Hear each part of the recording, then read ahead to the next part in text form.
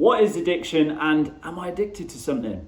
So in this video today, we're going to jump straight into the 3 things that characterize addiction, whether it's porn, sexting, shopping, gambling, smoking, drinking, whatever it may be. All addictions have 3 characteristics.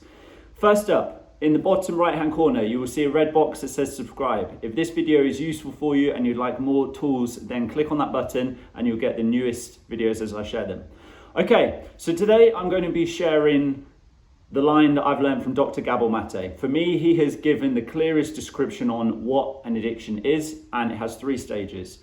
First up, I want to say we all have addictions in some way, shape or form. As society or culturally, we kind of push that term away. It seems very extreme and we picture drug addicts injecting themselves on the street. So we think, oh no, we can't, I don't have anything to do with that. But the reality is we all share some form of addictions. So as I go through these 3, see if anything comes to mind for you and if you can relate to each one. First of all is that the person finds relief from doing the behavior.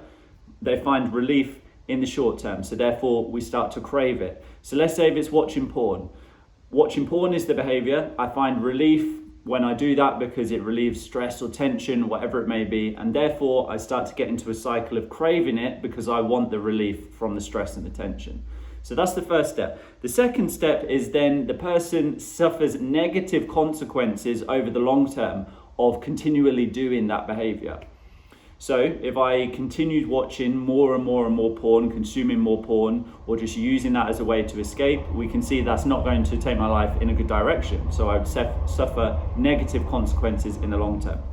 And then the third is that the person doesn't give it up despite those negative consequences. So even though it may impact a relationship, my self-esteem, whatever it may be, that I don't give up the behavior because there is this addiction cycle that has been created. So just to recap on those 3, the first is that the person finds relief in the short term from doing the behavior and therefore they start to crave it. That's the first one. Second one is the person suffers negative consequences over the long term. And the third one is that the person doesn't give it up despite those negative consequences. I've certainly been there with certain addictions. I'm sure you can relate to this as well in some way, shape or form. Let me know what you think in the comments below and if this resonates with you. And I'm going to leave 2 things as well in the description. Number 1 is the link to a free weekly newsletter that you can join to get the latest tools and strategies as I share them.